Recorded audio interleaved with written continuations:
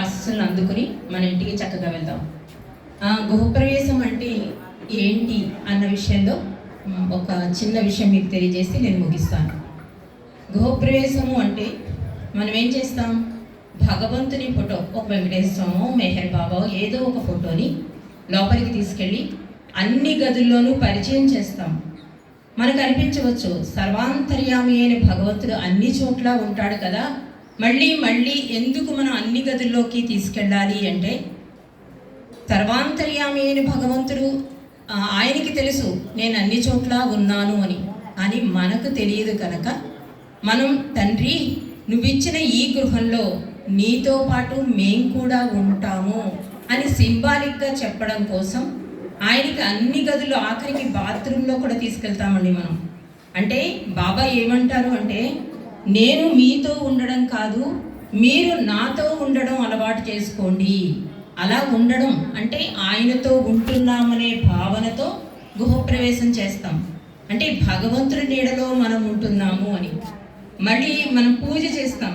ఆ పూజలో కూడా ఆయన యొక్క గుణగణాలు ఉంటాయండి. మనం లలితా సహస్రనామం చూసుకున్నా, వెంకటేశ్వర సుప్రభాతం చూసుకున్నా, ఏది చూసుకున్నా కూడా, ఇప్పుడు ఈ అవతారం మెహర్ అవతారంలో చూసుకున్నా కూడా పర్వర్దిగార్ ప్రార్థన అంటారు. అంటే ఉన్నతోన్నతుడైన భగవంతుడి యొక్క గుణాలు తెలియజేస్తుంది. అందుకే ఈ అవతారంలో బాబా పూజించద్దు, ప్రేమించు అన్నారు. ప్రేమించడం వల్ల ఏమవుతుందంటే, ఆ ప్రార్థన యూనివర్సల్ ప్రార్థన ఇచ్చారు బాబా.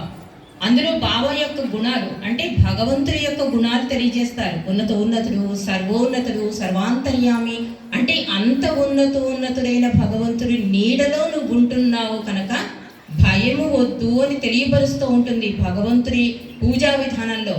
అందుకని అది తెలియాలి అంటే ప్రేమించాలి. ప్రేమిస్తే కనుక తండ్రి అండ నాకుందనే ధైర్యంతో మన జీవితాన్ని ముందుకు తీసుకెళ్తామని. కాబట్టి గృహప్రవేశము అంటే భగవంతుని నీడలో మనం ఉంటున్నాము, ఆయన నాతో ఉన్నాడనే భావనతో గృహప్రవేశం చేసి ఆయన్ని ఒక చోట కూర్చోపెట్టి మనం ఆయన ఆరాధనలో, ఆయన ఆశీస్సులతో, ఆయన ఇచ్చే ప్రకారం జీవితం గడపడానికి ఇది ఒక మంచి అవకాశం.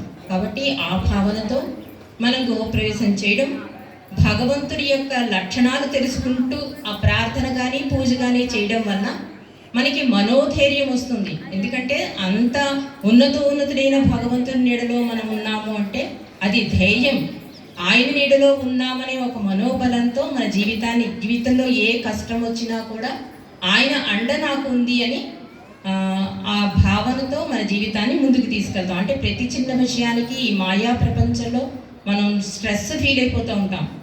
దానికి బాబా ఏం చెప్తున్నారంటే, నేనున్నాను, నా కొంగు పట్టుకో, నీ ఊపిరి కన్నా దగ్గరగా ఉన్నాను, నాకన్నా ఏదీ ముఖ్యం కాదు అని బాబా చెప్పడానికి గల కారణం అది. కాబట్టి ఇంతటి అద్భుత అవకాశం ఈ సహవాసంలో బాబా ఎవరికి ఏ భాగ్యం ఇస్తారో తెలియదండి.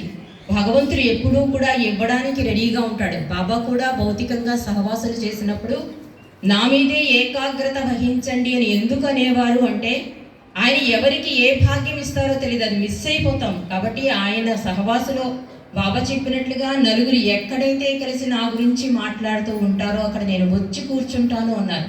కాబట్టి ఈ దర్బారులో, ఈ ఇంట్లో ప్రభు కొలువై ఉన్నాడు కనుక ఆయన ఆశీస్సులు అందుకోవడానికి, ఆ ప్రసాదాన్ని పట్టుకెళ్ళడానికి మనందరం రెడీగా ఉంటాం. అవతార్ మెహర్ బాబా కీ జై.